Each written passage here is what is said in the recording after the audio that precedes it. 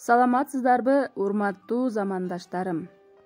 Кыргыз Республикасынын эмгек сиңирген мугалими, новатор, бир канча китептердин автору Гапыр Мадаминов агайыбыздын өзүн өзү тарбиялоо асыл инсандык сапат бүтпөс китебинен өзүн өзү тарбиялоонун усул, ыкмалары, жолдору темасындагы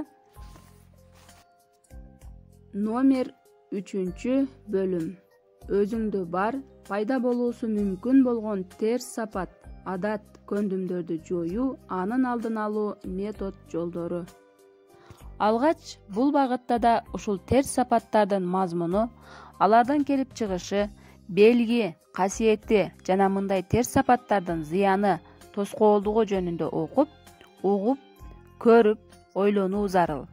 Ал терс сапаттарды элдин, адамдардын жек көрүүсү, жактырбоосу жөнүндө, уят кылуусу жөнүндө ойлогон адам өзүндөгү терс сапаттар менен күрөшө баштайт. Алардын бардык белги, касиеттери, көрүнүшүн өзүнүн башкаларга мамилеси жүрүм-турумунда эле эмес, ой, кыял, пейилинде да болуусунда жол бербейт. Эгер өзүндө болбосо да, башкаларды туурабоо, башкалардан жукпоосу үчүн кам көрөт.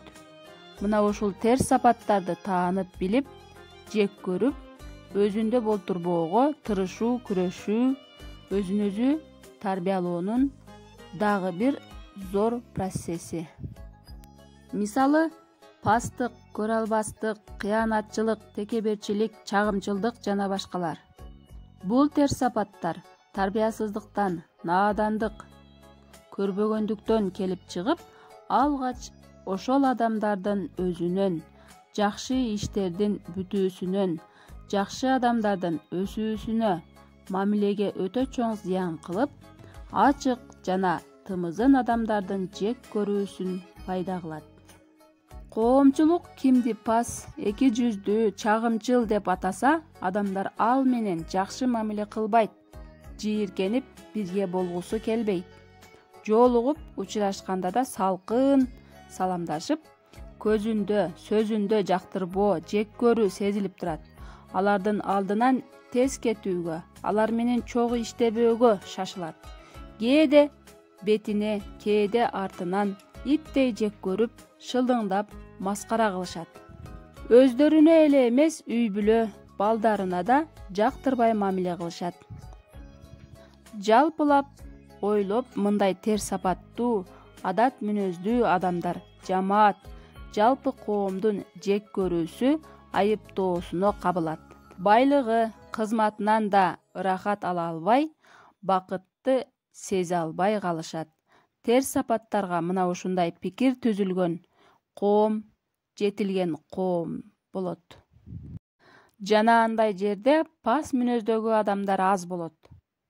Чындыгында эчен деген асыл инсандар, улуу иштер мына ушундай пас, ыплас, көрө албас адамдардын айынан зыян тартып, ал эмес аймак, эл, мамлекеттин өнүгүүсүн токтотуп, оор кризистик абалга алып келип коюшат. Адамдардагы терс сапаттардын мазмунун, зыянын түшүнгөн адамдар, эгер анда бир аз уят, ыйман болсо, тез бул сапаттарды жоюуга киришет. Башкача айтканда, өз ичиндеги кемчилик, жаман адат, мүнөздөрү менен күрөшүп, өзүн өзү тарбиялап, өстүрө баштайт. Адамдарга бир жакшылыкты кылам деп ойлоп кылгандан, бир жамандыкты ойлоп же жамандыкты токтотуп жасабай коюу жогорку бааланат жана ага чоң сооп берилет экен.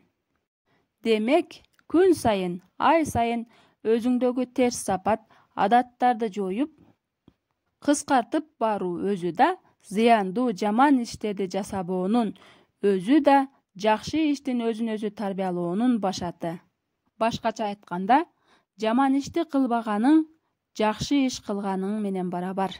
Биз буларды кеңири айтып жазуубуздун себеби, көпчүлүк адамдар өзүн терс сапаттары, адаттары пас, зыяндуу экендигин, адамдар ал терс сапатты канчалык жек көрүп, жийиркенүүсүн ойлобой, билбей жүрүшөт. Булар жөнүндө ойлонуп, билгендин өзү тарбиялоонун башталышы болот. Ыйман тарбиясы эң биринчи кезекте адамдын ички дүйнөсүн оңдоого көңүл бурат деген даанышмандарыбыздын асыл ойлору, сөздөрү менен сабагыбызды жыйынтыктайлы. Көңүл бурганыңыздарга чоң рахмат.